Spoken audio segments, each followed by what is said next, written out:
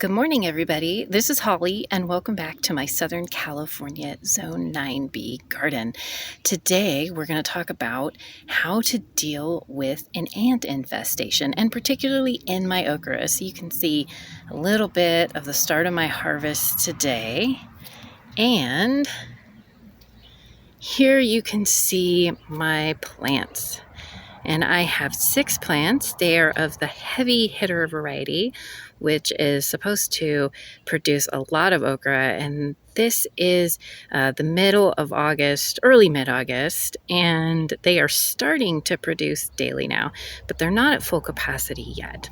So what has been going on?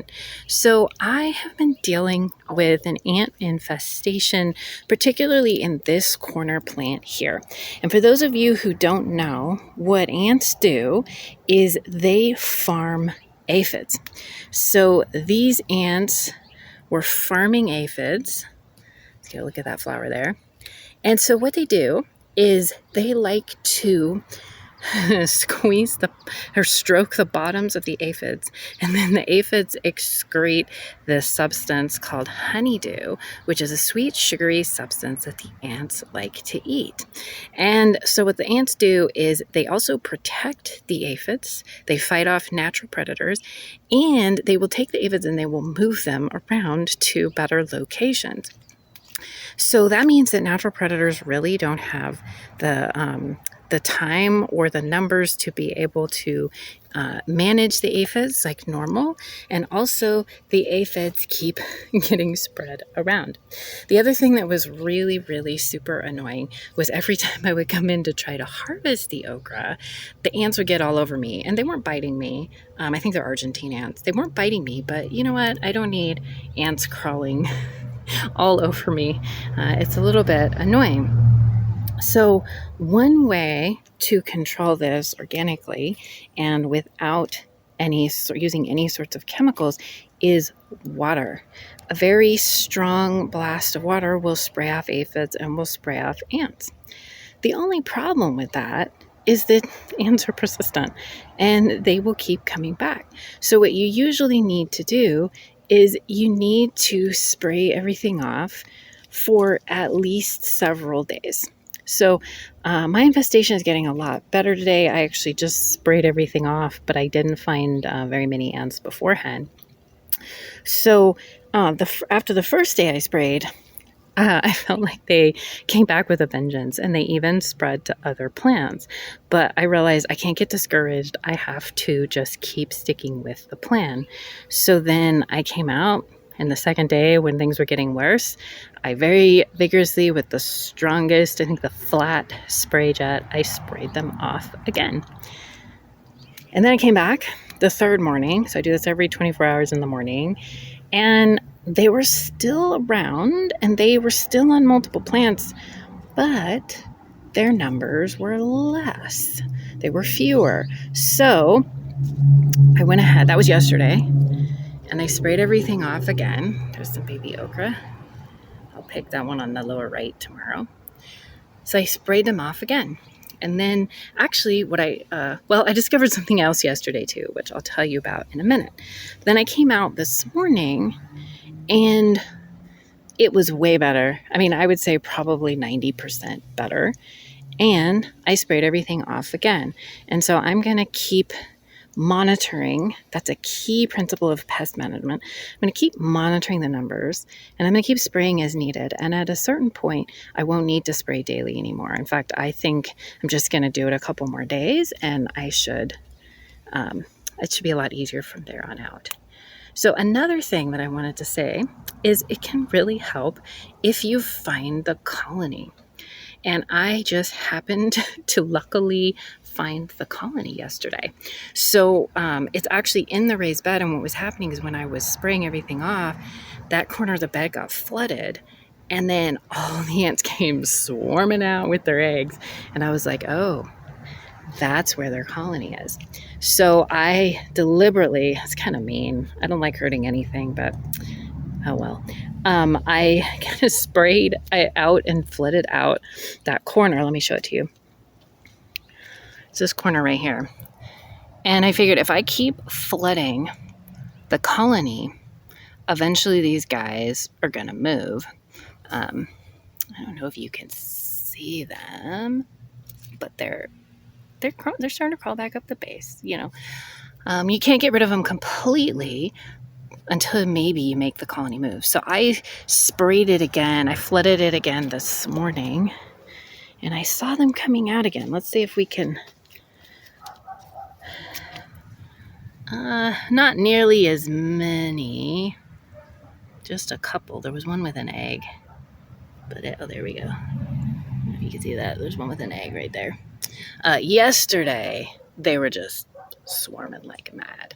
So I'm going to keep flooding that corner, hopefully get them to move their colony. And you know what? There's always going to be some ants on these plants.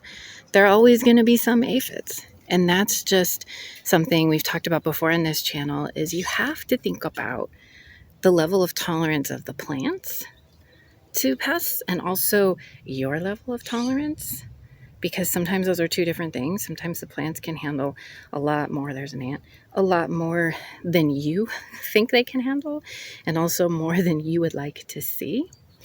But I'm happy as long as the plants aren't overwhelmed. There can be some ants and there can be some aphids. That's no problem. The other thing ants come for on okra is not just the ant or aphids, but also okra flowers tend to excrete some sugary substances that they like to eat. And also some varieties of okra, actually probably all, but some varieties more than others, produce these little kind of sweet sugar pearls, okra pearls, and so ants also like to eat those as well. Although this heavy hitter variety doesn't seem to exude too many okra pearls. So, anyways, if you are dealing with ants in your garden, especially on plants, a lot of people think ants are eating their plants. Typically, that is not the case. Typically, they are there for another reason, such as maybe plants exuding sugars, but they're not directly eating the plants. But more frequently, they're there because of honeydew excreting insects. So things like aphids, things like whiteflies, kind of piercing, sucking insects. A number of them exude that sort of substance. So if you can control the honeydew sucking or piercing sucking insect problem, you can often reduce the ant problem. And then if you just continually make the environment inhospitable, you can also eliminate or reduce the problem. But it takes patience. So if you just get in and spray some sort of chemical to kill everything, it's going to look like your problem's solved fairly quickly if your coverage is good, if you cover all the plant with the spray. The problem is that's most sprays that are going to kill these types of insects are broad spectrum, and they're going to kill not just the bad insects, but the good insects. And then they're going to open this whole area, your whole area, up to future infestations because your garden is now out of ecological balance. Whereas something like water is a lot less damaging, and you can use it in a targeted manner, and you actually then can hopefully give the beneficial insects a chance to come in and start controlling the problem.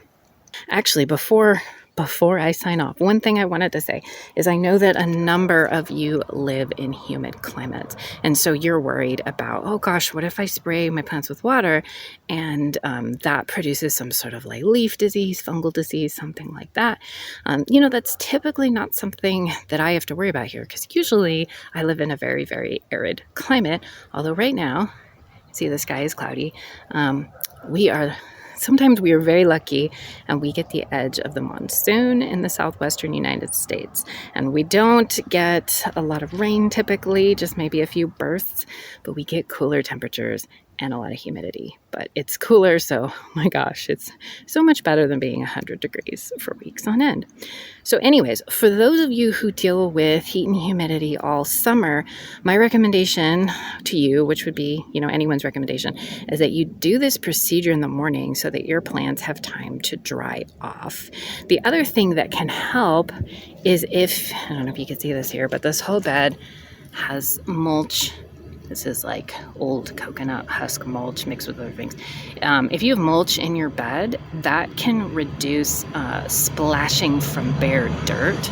And splashes from bare dirt onto leaves can transmit plant diseases, and so you can reduce at least the soil-borne ones by covering your beds with mulch. So then, whenever the water splashes back up on the leaves, it's not transmitting stuff from the soil.